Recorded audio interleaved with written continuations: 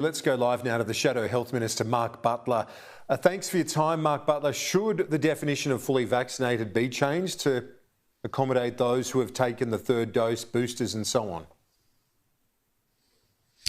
Well, I think the point that Premier Andrews made, Daniel Andrews from Victoria made, is that the health advice really since the emergence of Omicron very shortly after was that you needed that booster dose to give you the level of immunity that frankly we were getting from 2 doses of the vaccines for all of the previous variants, including the Delta variant. So there's no question from a health perspective, you need to get 3 doses. Time and time again, we're reading research papers from around the world that are confirming that.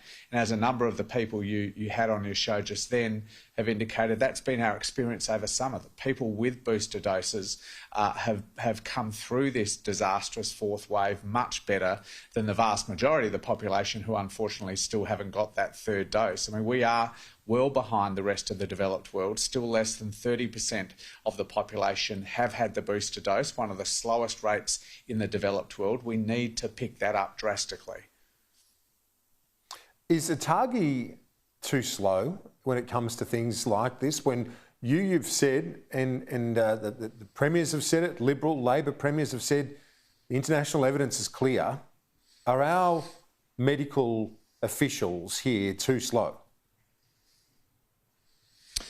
Well, no, I'm not going to criticise otagi. I think otagi and all of the other bodies, TGA and others that have been helping steer us through this incredibly difficult period over the last couple of years have worked hard, done a very good job.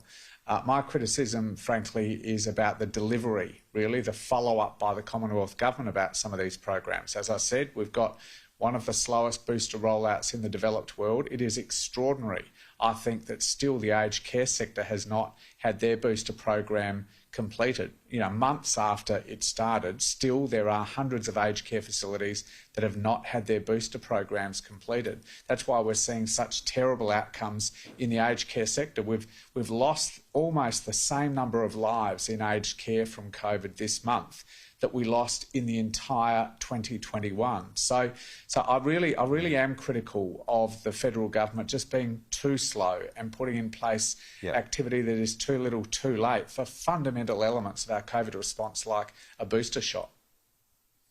So if and I understand why you're not going to criticise the officials, that's fair enough, but when you look to things like the rapid antigen tests, and I was reading through it today, there are several Australian-made rapid antigen tests that aren't approved for use, but they're being exported in the tens of millions of doses of tests.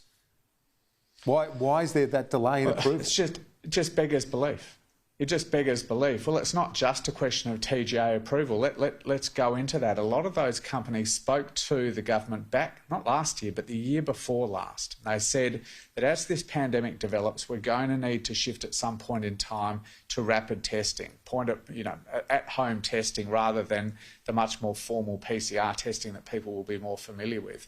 That was very clear. It was what was happening around the world. And a number of companies said that they wanted to set up manufacturing operations here in Australia to be able to supply the Australian government with sufficient supply to satisfy the demand in the Australian community when that shift happened.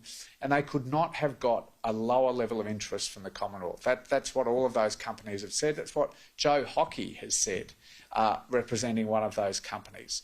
So the problem was these companies instead set up their manufacturing operations around demand overseas. They had no interest here from the Australian government. They had contracts to supply millions of rapid tests to the US government. So you have the extraordinary situation where you have factories in Australia churning out millions of rapid tests, which they are then sending overseas because it was overseas governments, the US, for example, back last February, contracted with this provider in Brisbane to buy their tests when the Australian government showed no interest whatsoever. But isn't it fundamentally here in Australia with the bureaucrats not? But isn't it fundamentally a problem of that delay in the approval?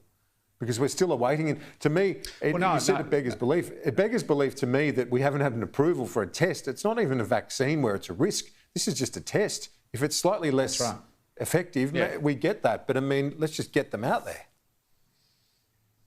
Oh, that's right. But I mean, the driver of those approval processes, the applications being put in, essentially is demand from the Australian market for those tests. And at a point in time when the companies said, look, we want to set up here, we want to manufacture here, then we'll put the applications into the TGA for approval of our tests here, the Australian government could not have shown a lower level of interest. So they went elsewhere. All of their focus has been for contracts overseas, for applications to overseas authorities, because that's where they got the interest. I mean, that's how companies operate. It's extraordinary to me that the sort of the fall down, the lackadaisical attitude by this government around mRNA vaccine manufacturing has been repeated around rapid test manufacturing. And so we end up almost completely dependent upon supply lines from overseas operators at a time when there's very high global demand.